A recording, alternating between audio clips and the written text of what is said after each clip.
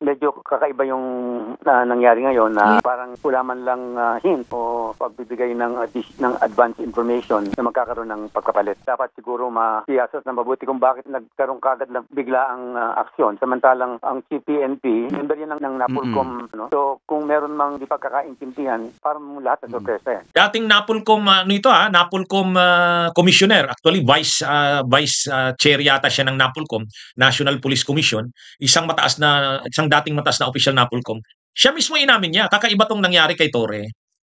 Kakaiba, ang bilis namang masibak, bakit effective immediately, parang wala man lang dinaanan na proseso, na maraming nabigla. So sabi ng isang dating NAPOLCOM commissioner, vice chair pa nga siya, sabi niya, maganda, imbestigahan yan.